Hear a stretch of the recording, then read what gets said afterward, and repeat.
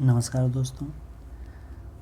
दोस्तों पिछले वीडियो में हमने 50 प्रश्नों का हल देखा था। आइए इस वीडियो में उसके आगे के प्रश्नों को देखते हैं। पहला प्रश्न है, निम्नलिखित में से किस भक्ति संत ने अपने संदेश के प्रचार के लिए सबसे पहले हिंदी का प्रयोग किया? तो इसका आंसर रामानंद होगा। अगला है, संत कबीर का जन्म कहाँ हुआ था? संत कबीर का जन्म वाराणसी में हुआ था। महावीर का जन्म किस राजघराने में हुआ था? तो ये क्षत्रिय राजघराने में। बुद्ध किस वंश से संबंधित थे? तो ये शाक्य कुल से संबंधित थे, इसलिए इन्हें शाक्य मुनि भी कहा जाता है। ज्ञान प्राप्ति से पूर्व महावीर का नाम क्या था?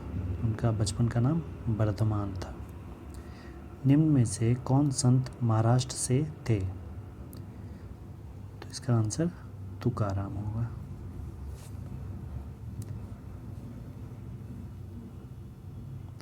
अगला प्रश्न दोस्तों, दक्षिण भारत के अलवार थे, क्या थे वो? संत थे। निम्नलिखित में से किसका मिलान गलत है? तो नामदेव महाराष्ट्र सही है, चैतन्य महाप्रभु बंगाल के थे सही है, नरसिंह मेहता गुजरात के थे सही है, वल्लभाचार्य गुजरात ये गलत है। पटना में किस सिख गुरु का जन्म हुआ था? तो पटना में गुरु गोविंद सिंह का जन्म हुआ था, पटना साहिब में।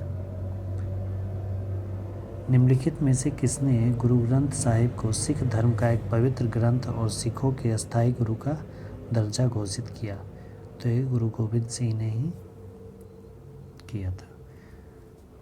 सिखों के 10वें गुरु गोविंद सिंह थे और इनके बाद से गुरु ग्रंथ साहिब को ही गुरु मान लिया गया इन्हीं के कहने पर।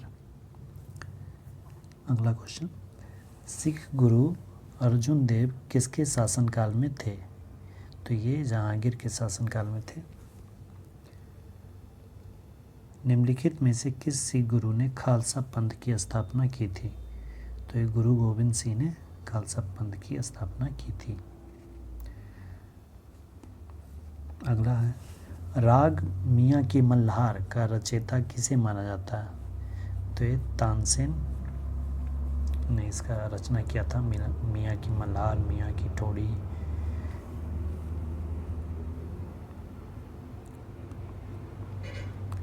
महावीर की माता कौन थी? तो ये त्रिशला, यहाँ त्रिशाला लिखा है, त्रिशला होगा। अमीर खुसरो एक कवि, इतिहासकार, संगीतज्ञ, उपयुक्त सभी। तो इसमें ये उपयुक्त सभी होगा। वो सब थे, कवि भी थे, इतिहासकार भी थे और संगीतज्ञ भी थे। प्रार्थना समाज के संस्थापक कौन थे? तो प्रार्थना समाज के संस्थापक आत्माराम पांडुरंग थे। आर्य समाज के संस्थापक कौन थे? दयानंद सरस्वती। वेदों की ओर लौट चलो इन्होंने नारा दिया था। राजा राम मोहन राय किसके संस्थापक थे? तो ये ब्रह्म समाज के संस्थापक थे। गुरु नानक का उत्तराधिकारी कौन था? ये गुरु अंगद, जिनका नाम लहना था। रामकृष्ण मिशन की स्थापना किसने की थी? तो ये स्वामी विवेकानंद के गुरु थे रामकृष्ण परमहंस। तो उन्होंने अपने गुरु के नाम पे ही इस संस्था का नाम रखा था। दोस्तों इस टॉपिक में इतने ही प्रश्न हैं। आइए अब अगले टॉपिक शास्त्रीय नृत्य शैलियाँ के ऑब्जेक्टिव क्वेश्चन के आंसर देखते हैं। पहला प्रश्न है, निम्नलिखित में से कौन एक उत्तर भारतीय नृत्य है? तो इसका आंसर कथक होगा, जो कि यूपी में है। यूपी का शास्त्रीय नृत्य है। अगला प्रश्न है, कुचिपुड़ी किस राज्य की नृत्य शैली है? इसका आंसर आंध्र प्रदेश होगा।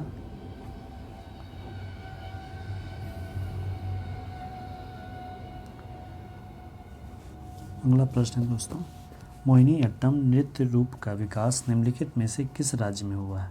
तो ये केरल में हुआ है। केरल का शास्त्रीय नृत्य मोहिनीअट्टम भी है और कथकली भी है। कथकली और मोहिनीअट्टम दोनों केरल का है। केरल में सर्वाधिक प्रचलित शास्त्रीय नृत्य कौन है? तो कथकली, मोहिनीअट्टम से ज़्यादा कथकली और मोहिनीअट्टम दोनों केरल सर्वाधिक प्रचलित पूछ रहे तो कथकली।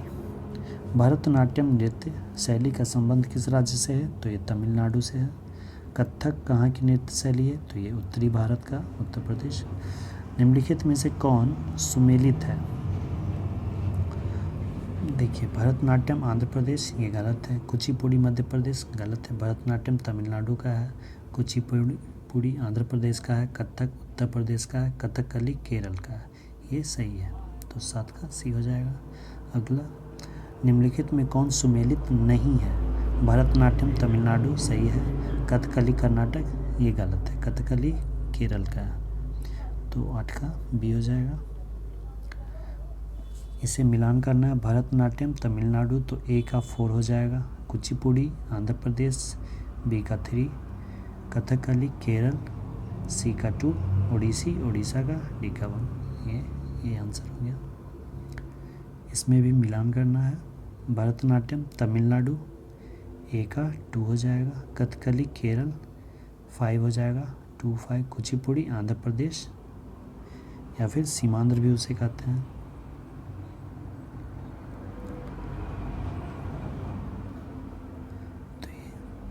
तो ये 4 नंबर 2 5 4। निम्नलिखित में से कौन सी शास्त्रीय नृत्य शैली देवदासी नृत्य परंपरा की विरासत नहीं है? तो ये इसका आंसर मणिपुरी होगा। मुखौटा नृत्य का संबंध किस नृत्य शैली से है? ये कथकली से है। उसमें मुखौटा लगा के नृत्य किया जाता है। सदीर किस नृत्य शैली का प्राचीन नाम है? तो सदीर भरतनाट्यम का ही प्राचीन नाम है। अगला प्रश्न दोस्तों, किस शास्त्रीय नृत्य में मुखौटे का प्रयोग किया जाता है? तो ये अभी था कथकली।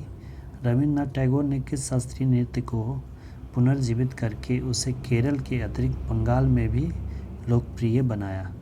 तो कथकली को ही। निम्नलिखित में कौन सा एक शास्त्रीय नृत्य नहीं है? कथक, ओडिसी, गरबा, मणिपुरी। तो इसका आंसर गरबा होगा। गुजरात में है, गुजरात का है ये। अगला, निम्नलिखित में से किस नृत्य का संबंध देवदासी परंपरा से है? मोहिनीअट्टम। निम्नलिखित नृत्यों में कौन एकल नृत्य नहीं है? ओडिसी। निम्नलिखित नृत्यों में कौन गरीबों की कथकली के नाम से जाना जाता है?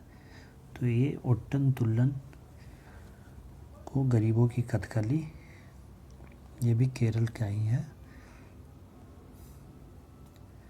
भारतीय शास्त्रीय नृत्य की सबसे प्राचीन शैली कौन है? ये भरतनाट्यम।